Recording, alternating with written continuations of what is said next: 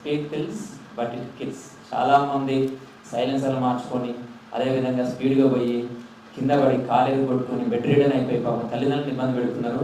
దయచేసి ఈ 3 పనులు దయచేసి చేయకండి. మీరు ఏం చదువుకున్నా, ఎంత చదువుకున్నా, ఒక మంచి విద్యార్థిగా, ఒక మంచి కొడుకుగా ఉంటే చాలు. మీరు పెద్ద ప్రయోజకులు కాకపోయినా నీ పని నువ్వు చేసుకొని, నీ రూపాయి నువ్వు సంపాదించుకొని నీతిగా నిజాయితీగా బతికితే చాలని నీ తల్లిదండ్రులు కోరుకుంటారు. గొప్పవాడైతే హ్యాపీ, గొప్పవాడు కాకపోయినా చెడ్డవాడు కాకుండా ఉంటే సంతోషం ఉంటుంది. సక్సెస్ గురించి ఎప్పుడు ఆలోచించకండి. మన పని మనం చేసుకుంటూ పోతే సక్సెస్ వస్తుంది. ఒకవేళ ఫెయిల్యూర్ కూడా పొంగకండి.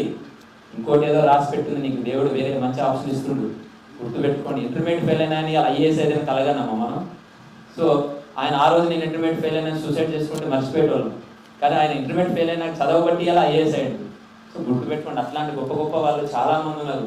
మీరు ఇలా ఇంటర్నేషనల్ బెస్ట్ బెస్ట్ బెస్ట్ వక్త అని కొడితే, ఎవరైనా కొడితే 2 కాళ్ళు 2 చేతులు